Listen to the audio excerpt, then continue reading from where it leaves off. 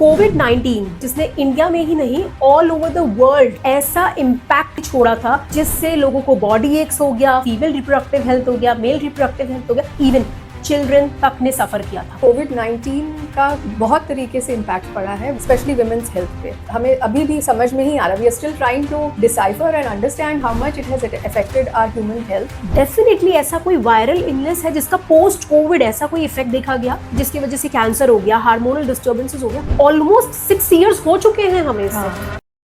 कोविड-19 माने तो ऐसा पेंडेमिक जिसने इंडिया में ही नहीं ऑल ओवर द वर्ल्ड सबकी लाइफ पे ऐसा इम्पैक्ट ड्रास्टिकली छोड़ा था कि जिससे लोगों को बॉडी एक्स हो गया, फीमेल रिप्रोडक्टिव हेल्थ हो गया, मेल रिप्रोडक्टिव हेल्थ हो गया, इनफैक्ट इवन चिल्ड्रन तक ने सफर किया था। सो आज इस पर एक खूब अच्छा सा डिस्कशन करने के लिए वुमेन्स डे स्पेशल पे हमारे साथ ऐसी गेस्ट जुड़ रही हैं जो कि सीताराम भारती में सर्व कर चुकी हैं, रोज वॉक की she is the leading senior consultant and in fact Madhukar Rainbow hospital में she is one of the head.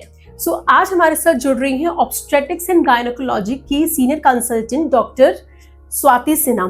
Thank you so much ma'am कि आपने पहले तो हमें वुमेन्स डे पे अपना टाइम दिया, because since being a doctor मैं समझ सकती हूँ कि हमारा टाइम कितना वैल्यूएबल होता है।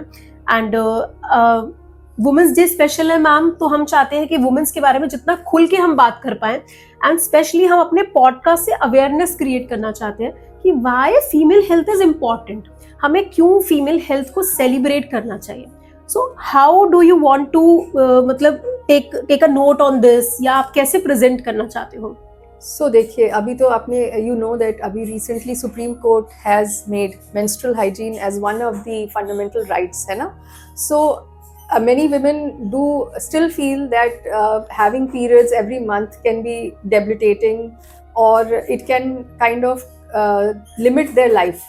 But accepting it and looking at the options that we have to manage it helps a long way in understanding that as a woman we have this power wherein we have the power to bring new life on this earth. There's a big reason why mothers are respected so much all over the world, because it's not just those 9 months, but these periods, these menstrual problems that a woman has to deal right from the time they start with their periods till menopause, which goes into making every baby that they produce. Yes. है ना? जैसे हम बोलते हैं 9 months सिर्फ एक journey नहीं होती, वो ऐसी जर्नी होती है जो कि फॉरएवर होती है, Yes. Because you are bringing a new life to this world. And specially जब हम यंग गर्ल्स को देखते हैं कि they are taking birth control pills और they are not ready to have kids, उनके बारे में आप क्या क्या लाइमलाइट में बताना चाहते हैं? मैं समझ सकती हूँ कि आजकल ये ट्रेंड देखा जा रहा है कि लोग पहली बात तो शादी नहीं करना चाहते हैं, और फिर शादी के कमिटमेंट के बाद वो अगले स्टेप पे which is becoming a parent की तरफ जाने के लिए हिचकिचाते हैं। मेरे हिसाब से जो जितना मैंने समझा है, ये जनरेशन अपने हर रिस्पॉन्सिबिलिटी को बहुत सीरियसली लेता है, और इसीलिए शायद वो सोचते हैं कि वो प्रिपेयर्ड नहीं है अपने नेक्स्ट स्टेप के लिए of being a good parent, and तभी वो अपने आप को शायद इस अगले स्टेप के लिए नहीं तैयार कर पाते हैं कि वो पेरेंटहुड को अडॉप्ट कर सकें। बट एज वी ऑफन से कि हमें इतना सीरियसली अपने हर चीज़ को नहीं लेना चाहिए। Life is short and it's very important that we live every aspect of it. As much as we live our own lives, we should also be okay with having kids, and we should be ready to take the next role of being a parent.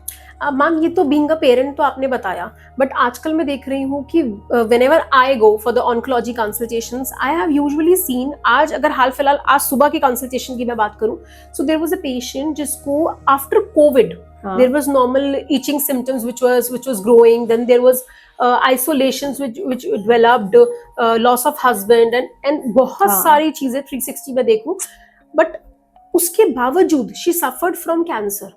It cannot be just कि isolation हो गया pandemic में, no, it does not only relate to the psychosomatic level कि husband का loss हो गया।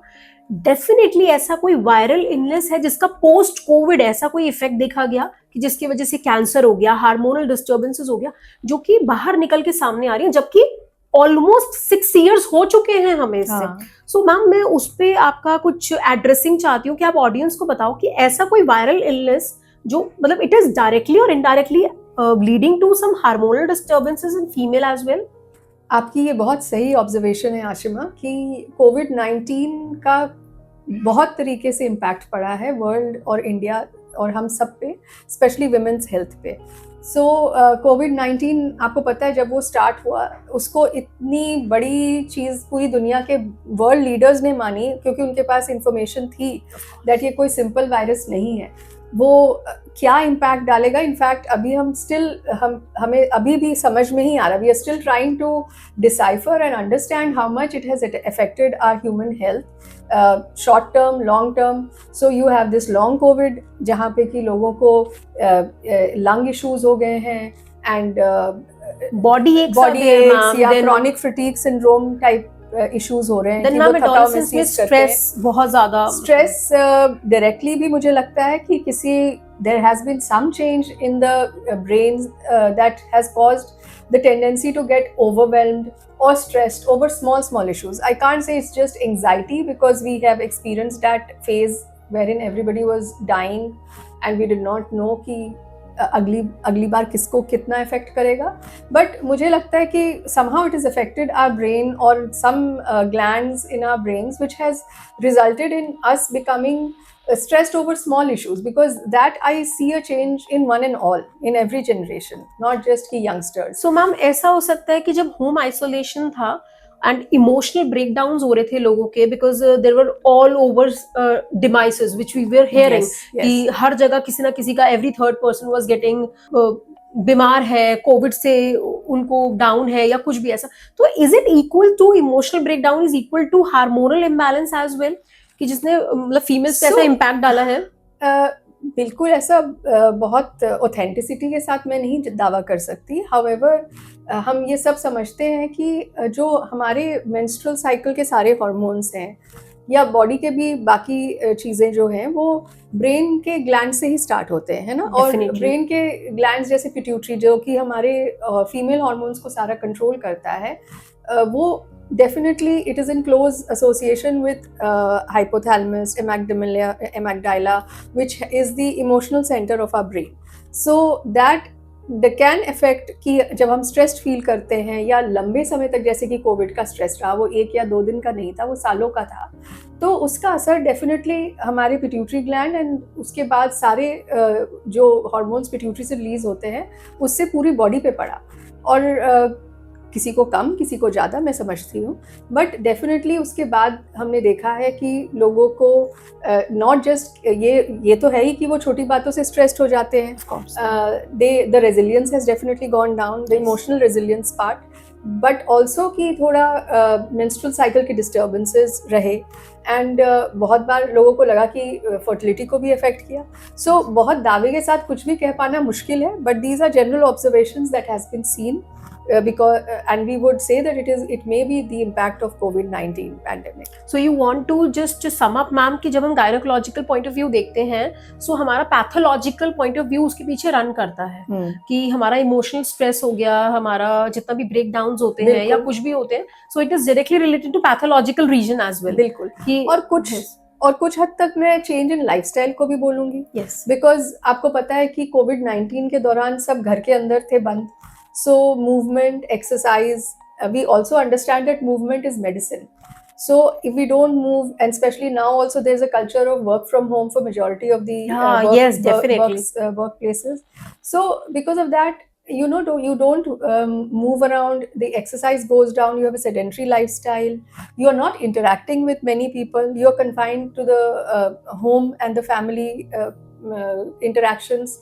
So कुछ हद तक वो भी अफेक्ट करता है कि हमारी एक्सरसाइज या मूवमेंट्स कम हो गई। खाने पीने का भी डेफिनेटली रोल होता है, बट हाँ, अगर हम देखें तो मोदी जी ने भी खुद अब एक चैलेंज लिया हुआ है। मैम ये तो बात हो गया कि हम कोविड-19 के बाद वायरल इन्फेक्शंस और ये सब जान रहे हैं।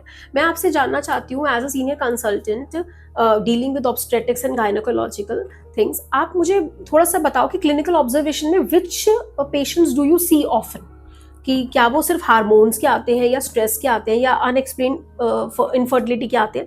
आपके पास क्लिनिकली कौन से ज़्यादा पेशेंट्स टर्न आउट होते हैं? ठीक है, मैं समझती हूँ कि स्ट्रेस सबकी लाइफ में बहुत बढ़ गया है and response to any adverse circumstances in life भी बदल गया है अभी लोगों का।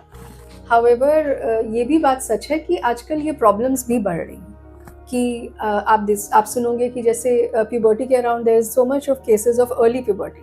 जैसे अब 10 साढ़े 10 इज इन एवरेज एज जब बच्चों को पीरियड स्टार्ट हो जाते हैं. This is the new normal that we have to accept. Then you can see कि पीसीओएस के केसेस इतने बढ़ गए हैं एडोलेसेंट एज ग्रुप में, even in adults. The third thing that I see in my practice increasing is endometriosis, जिसमें कि patients को पेनफुल पीरियड्स या ओवरी में सिस्ट इस तरह के इश्यूज होते हैं और काफ़ी बार वो इनफर्टिलिटी का भी कॉज बनता है. एंड एडिनोमायोसिस, जिसमें कि यूट्रस हैवी हो जाता है और हैवी ब्लीडिंग की प्रॉब्लम होती है. तो ये सारे प्रॉब्लम्स जहाँ तक हमें समझ में आ रही हैं, जो हम आज से 20 साल पहले प्रैक्टिस में देखते थे उसके मुकाबले डेफिनेटली बढ़ गए हैं.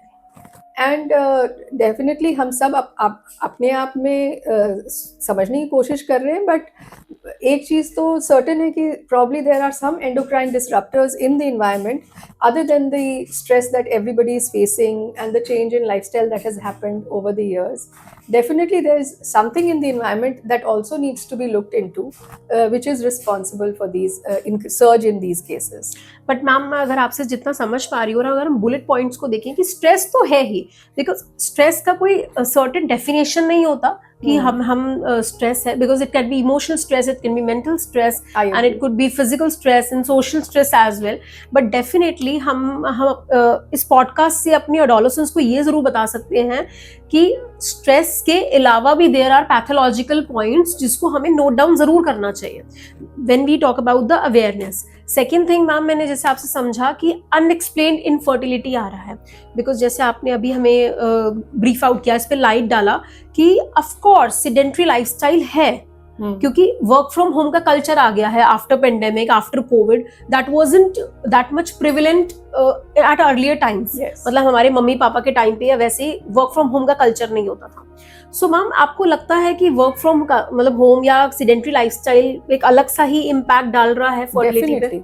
सो जितना ही मशीन्स हमारी जिंदगी में इतना इम्पोर्टेंट रोल प्ले कर रही हैं, है ना. सिंपल टास्क के लिए भी हम एलेक्सा को ऑर्डर करते हैं कि स्विच ऑन करो, स्विच ऑफ करो. That was not the thing. हम उठ के 2 कदम चल के ऑन कर लेते थे. So even day to day living में मशीन्स ने टेक ओवर कर लिया हमारे हर मूवमेंट को. Many of us may be going to the gym, but एक जो एक्टिव लाइफस्टाइल जो होती थी पहले, वो बहुत कम होती जा रही है. और जिसके कारण we are seeing an increase in everything including stress. तो जो एक अवेयरनेस मैं सबको देना चाहूँगी कि स्ट्रेस के मैनेजमेंट के लिए सबसे इम्पोर्टेंट चीज़ एक्सरसाइज है.